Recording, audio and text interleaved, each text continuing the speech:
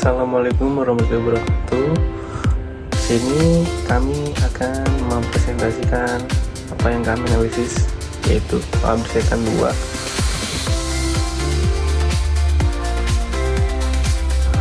Sebelum itu, saya akan memberitahu pengertian film. Film adalah karya seni audiovisual yang menyampaikan cerita atau pesan melalui gambar bergerak, sering diiringi suara. Film dapat diartikan sebagai gambar hidup atau lakon. Proses pembuatan film melibatkan berbagai unsur seperti gambar, suara, narasi yang dikomunikasikan untuk menciptakan pengalaman visual dan pendengaran yang unik bagi penonton. Lalu di sini ada jenis-jenis film.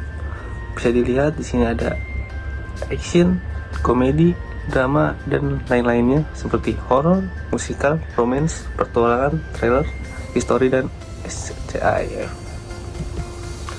Nah, di sini juga ada fungsi film. Nah, di sini juga ada beberapa fungsi film, yaitu sebagai film hiburan, film sebagai edukasi, film sebagai ekspresi, dan film sebagai dokumentasi sosial.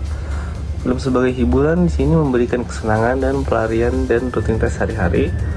Film sebagai edukasi menyampaikan informasi, nilai atau pengetahuan secara visual, dan film sebagai ekspresi media bagi kreator untuk mengekspresikan estetika dalam karya, dan film sebagai dokumentasi sosial memperlihatkan realitas kehidupan, budaya, dan sejarah-sejarah. Selanjutnya itu adalah sinopsis film Pengabdi Setan.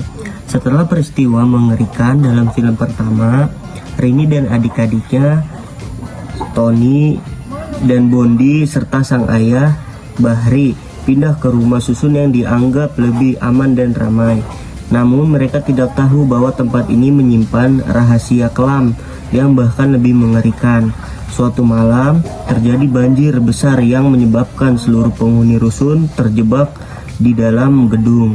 Saat itulah teror mulai terjadi. Makhluk-makhluk supranatural mulai muncul, bunyi-bunyi aneh terdengar, dan satu persatu penghuni rusun mengalami kejadian mengerikan. Rini mulai menyelidiki dan menemukan bahwa komunitas sesat yang menyembah iblis yang sudah muncul dalam film pertama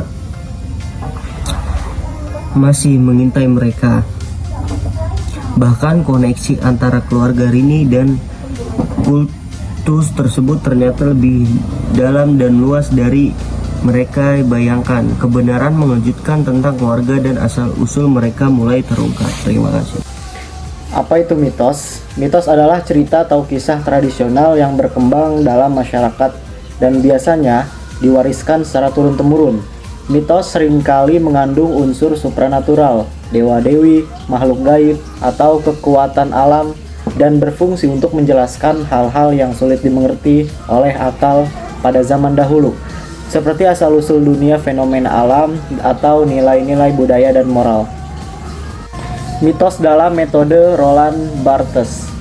Dalam bukunya Mitologis 1957, Barthes menjelaskan bahwa mitos bukanlah cerita fiksi atau legenda, melainkan cara sistem tanda bekerja dalam budaya untuk menyampaikan ideologi secara terselubung.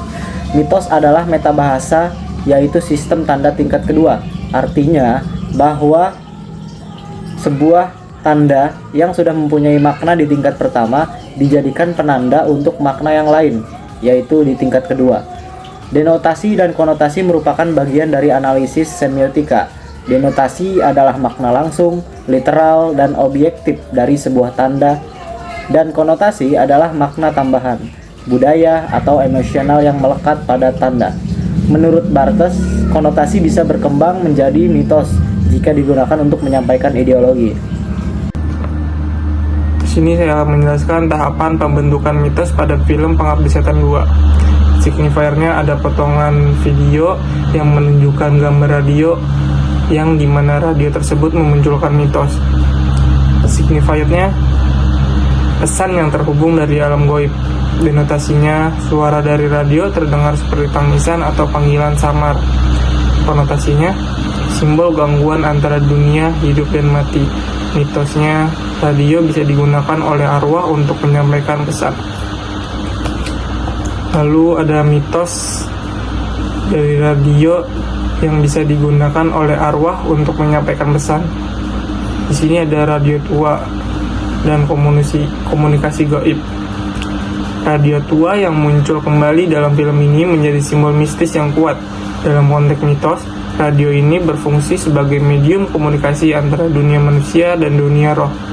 Dalam kebudayaan lokal, alat-alat tua sering diyakini menyimpan energi gaib karena dianggap bersejarah dan menyimpan kenangan. Radio ini menjadi ikon transisi antara dunia nyata dan dunia tidak kasat mata.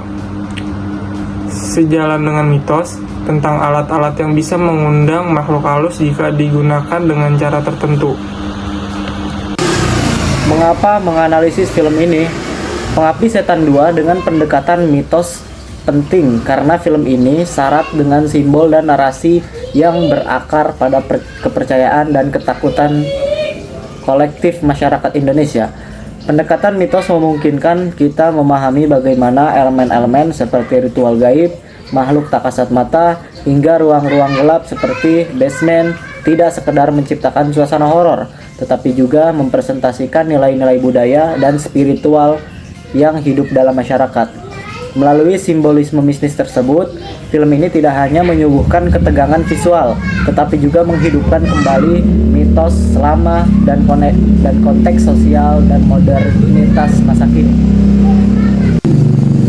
Kesimpulan, film Pengabdi Setan 2 mengangkat berbagai mitos yang hidup dalam masyarakat Indonesia, seperti perjanjian dengan makhluk halus untuk memperoleh kekuasaan atau kekayaan dengan tumbal nyawa, terutama anak-anak. Selain itu, film ini juga menampilkan mitos tentang arwah yang meninggal tidak wajar, yang dipercaya akan menjadi hantu yang menghantui tempat kematiannya. Baiklah, mungkin cukup sekian presentasi dari kami. Kurang lebihnya mohon maaf. Wassalamualaikum warahmatullahi wabarakatuh.